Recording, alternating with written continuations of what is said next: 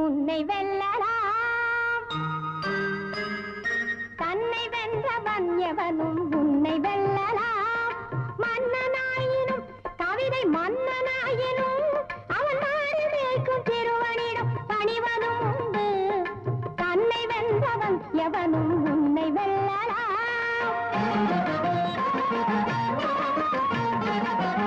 எழுத்து என்பது உனக்கு எவன் கொடுத்தது? அறிவு என்பது உனக்கு யார் கொடுத்தது? எழுத்து என்பது உனக்கு எவன் கொடுத்தது? அறிவு என்பது உனக்கு யார் கொடுத்தது? கல்வியால வளர்ந்தவர் ஞானமும் உண்டு. ஈசன் கருணையால பிறந்தவர் கவிதையும் உண்டு. தன்னை வென்றவர் எவனும் உன்னை வெல்லலாம்.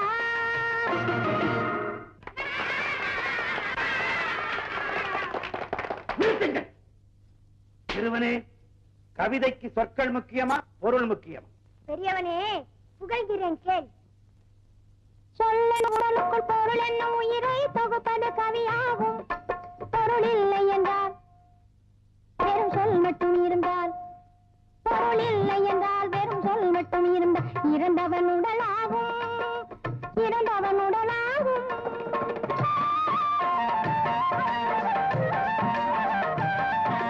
கை கண்ட சிற்பி கல்லிலும் கூட கடவுளை செய்கின்றான். அந்த கலையறியாதவர் கடவுளை கூட கல்லான் இருக்கின்றான். கல்லென கிடப்பது சொல்லாகும். அதில் கடவுளை வடிப்பது பொருளாகும். சொல்லும் பொருளும் இணைந்து வந்தால் சுவையுள்ள கவிதை உருவாகும். சுவையுள்ள கவிதை உருவாகும். சொல்லெனும் உடலுக்குள் பொருள் என்னும் உயிரை தொகுப்பது கவியாகும். பொருள் இல்லை என்றால் பெரும் சொல் மட்டும் இருந்தால் இறந்தவன் உடலாகும். இறந்தவன் உடலாகும். சிறு பயலே, இறைவன் படைப்பில் ஒருவன் ஏழையாகவும் மற்றொருவன் பணக்காரனாகவும் படைக்கப்படுவது ஏன்? பெரிய பயலே, நவில்கிறேன் கேள். பூமியை படைத்தவன் இறைவன், அதில் வேலியை போட்டவன் மனிதன். பூமியை படைத்தவன் இறைவன், அதில் வேலியை போட்டவன் மனிதன். வளத்தை படைத்தான் இறைவன், அதை குவித்துக் கொண்டான் ஒரு மனிதன். இது ஆதிக்கக்காரர்கள் வழியா, இதில் ஆண்டவன் மீதினில் பழியா? இது ஆதிக்கக்காரர்கள் வழியா, இதில் ஆண்டவன் மீதினில் பழியா?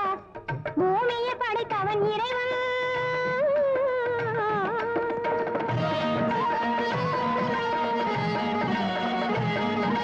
சாதிக்கும் மனிதன் பொறுப்பு, ஏற்ற தாழ்வுக்கும் மனிதன் பொறுப்பு. சாதிக்கும் மனிதன் பொறுப்பு, ஏற்ற தாழ்வுக்கும் மனிதன் பொறுப்பு. இது கடவுளின் பங்கு கருப்பு என்று கனல் போல் எரியுது நெருப்பு. அந்த நெருப்பின் நிறந்தான் சிவப்பு. இதை கேட்டதும் உனக்கு திகைப்பு. அரசே, இப்போது நான் கேட்கப் போகும் கேள்வியால் பயன் பஞ்சாய் பறந்தோடப் போகிறான். அடாத்மனே, எங்கே இதற்கு விடை கொடு பார்க்கலாம்? கலியுகத்தின் முடிவே எப்போது என்று உன்னால் கூற முடியுமா? அட சொற்பனே, சொல்கிறேன் கேள்.